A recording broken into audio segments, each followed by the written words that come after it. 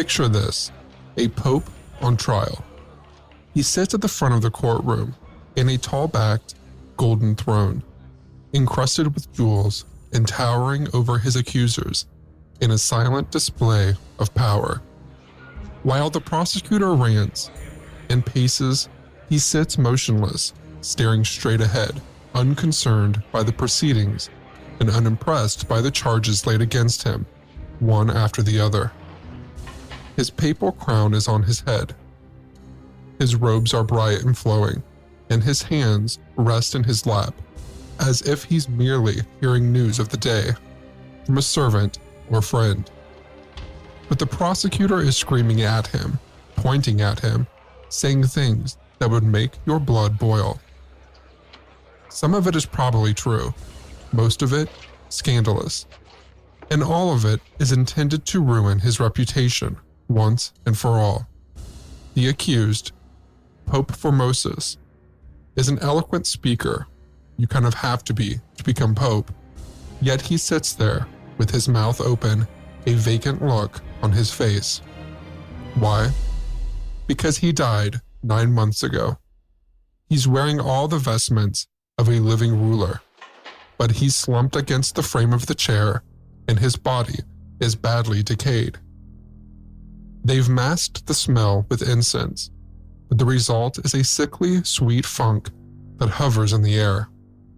But again, why? Why would you dig up a body and prosecute someone death had already convicted and sentenced to oblivion? For power and legacy, and of course, for revenge. Only vengeance, of one kind or another, could account for a scene as ugly as this one. In one sense, the rivalries and intrigue behind this so-called Cadaver Synod were nothing new to the Catholic Church. The papacy was for many centuries one of the most powerful positions in the Western world, and because of this, it tended to attract the wrong kind of people. The grassroots life of the Church in the Middle Ages continued to reflect the quiet devotional serenity of the earliest Christian believers. But popes sat with kings, and sometimes they dominated them. And just one example of the radical extent of medieval papal power, Pope Gregory VII once excommunicated Henry IV of England in 1076 in a move that crippled the power of the English king. Because excommunication from the Roman Church could cost a king his throne, Henry made a desperate pilgrimage to Rome to plead with the Pope for forgiveness. He traveled for months in the middle of winter, crossing the snowy Alps in a dangerous journey that nearly cost him his life. When he finally arrived at Gregory's castle, he was forced to wait outside in the snow, wearing nothing but a hair shirt, and when he entered, he did so barefoot, with his head bowed, kneeling at the feet of the Pope to beg for readmission to the Church. This is the kind of power any ambitious bully would drool over, and at times, the role of Pope became more of a magnet for worldly scheming than for spiritual enlightenment.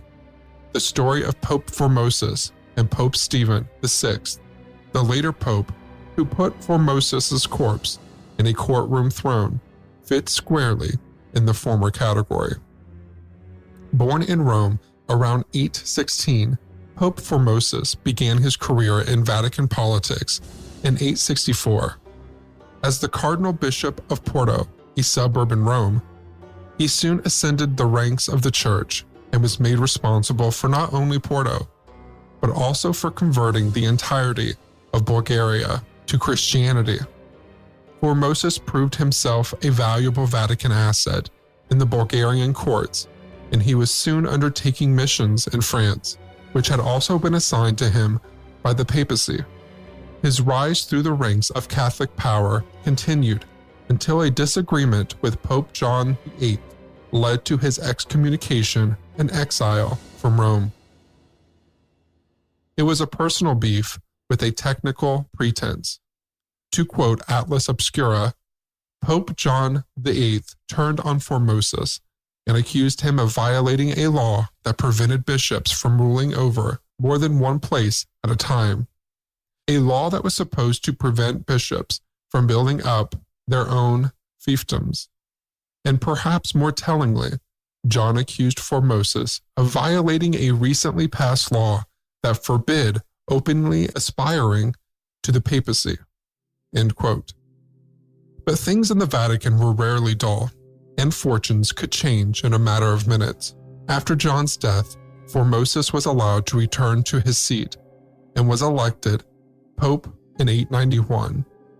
His reign was short-lived, lasting only 5 years, from October 6, 891 to April 4, 896. In that short window, he managed to anger the powerful Spoleto dynasty by backing their enemy, Arnulf of Carinthia, for Holy Roman Emperor. In fact, friends of the Spoletos took Formosus hostage, and he spent 2 years of his pontificate as their prisoner in the castle of the Holy Angel, before his allies forced his release through military pressure. Once he was released, Formosus made Arnulf king, and within 3 years both men had died by massive strokes, a suspicious windfall of luck for their enemies. The likelier reason for their deaths was poisoning, though Arnulf was also struggling with a crippling infestation of crabs in his eyelids. Yes, those crabs, also known as pubic lice. But even in death, Formosus could not escape the rage of the vengeful Spoletos. Formosus was followed by Pope Boniface VI, whose pontificate lasted a mere 15 days before he too died under suspicious circumstances, likely also by poisoning.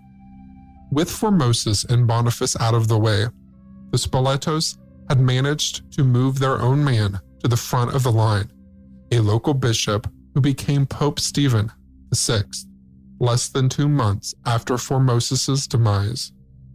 Eager to prove his alliance to the Spoleto family, Stephen dug up Formosus's corpse in the first months of his pontificate and arranged for a trial to humiliate Formosus's former friends and supporters into submission. The Vatican and all of Rome, really, now belonged to the Spoleto dynasty, and Stephen wanted to make a show of it.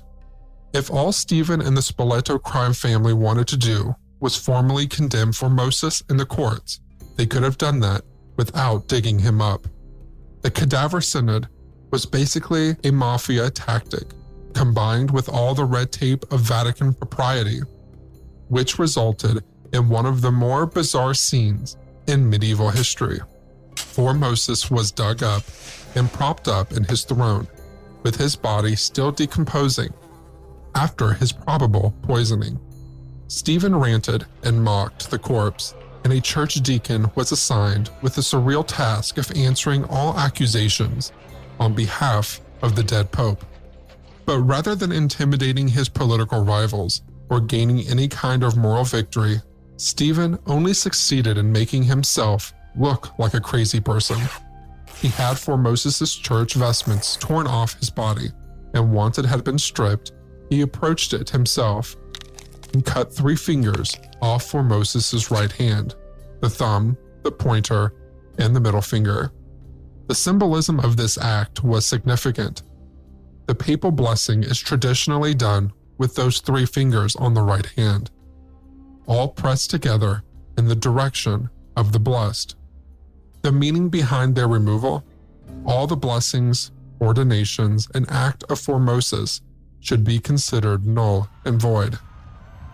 Legend has it that during the trial, an earthquake shook the cathedral in which it took place, the papal archbasilica of St. John Lateran, and damaged a part of the beautiful building that had housed these ugly scenes. What was definitely damaged, and not just in part, was Stephen's reputation. It never recovered. Catholic historians and officials can disagree on just about everything, but in the words of one historian, Stephen VI is defended by no one. Some historians refuse to even acknowledge the authority of his pontificate, or to include him in their lists of popes. Others are ruthless in their assessments. Lodovico Muratori, the 7th century Italian Catholic scholar and historian, said simply, "His memory will be forever detestable in the Church of God." But the end of the trial, Formosus was of course found guilty, and his body was reburied in an unmarked grave for a few weeks. Stephen was like a revenge junkie, still chasing the last high. He had Formosus exhumed again and thrown in the Tiber River, as if to accentuate the mafia vibe of the whole proceeding, sending his enemy, as the Godfather might say, to sleep with the fishes. Historians have also suggested that with this move, Stephen was partaking in a centuries-old Roman tradition in which the worst kind of criminals were disposed of by throwing them in the Tiber. This was a common fate for vilified groups like the early Christian martyrs, as well as the political rivals and critics of emperors. But following the trial and his ongoing abuse of Formosus's corpse, Stephen was finished in more ways than one. He'd blown all his political capital on this one idiotic spate of revenge. And for as many powerful enemies as Formosus had, he had been well liked among his peers.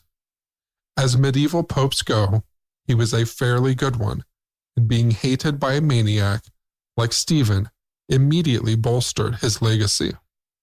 Just 1 year later, Stephen had lost all influence and all allies, and he was thrown into prison by an angry mob before being strangled in his cell in the summer of 897. The same year, the papal archbasilica was also destroyed by a fire that some suggested was symbolic of the building being cleansed by the memory of the embarrassing Cadaver Synod. Pope Stephen was succeeded by Pope Romanus, who basically did to Stephen what Stephen had done to Formosus, minus the corpse. He annulled all his predecessor's acts and decrees, and more or less tried to erase his memory from the Vatican. And of course, after the pattern of late 9th century papacy, Romanus himself was promptly overthrown within the year, and followed by Pope Theodore II, whose pontificate ended only 19 days later. Theodore died, like Formosus, suddenly and suspiciously, after officially annulling the Cadaver Synod. It would only be during the following year, in 898, that Formosus's body, after being recovered from the Tiber, would be respectfully laid to rest by Romanus' successor, Pope John IX. And if you're ever in Rome, you can visit his tomb in St. Peter's Basilica, one of the greatest churches in all of the world. For those of you keeping score at home, that makes 6 popes in 2 years. The papacy was originally established to provide consistent moral leadership and careful, charitable decision-making in the name of the church. This 2-year stretch represented a total failure of the office in just about every imaginable way.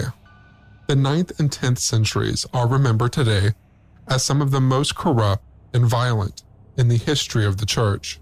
Between 872 and 965, at least 24 different popes were appointed in Rome, many of them dying under suspicious circumstances. This struggle for power continued in the church into the 11th century, which would end up making the 9th and 10th look almost peaceful and collaborative by comparison. The Great Schism of 1054 divided the whole church into East and West, and inflamed by the Muslim capture of Jerusalem, the church went to war in the First Crusade. The fighting would last for 200 years.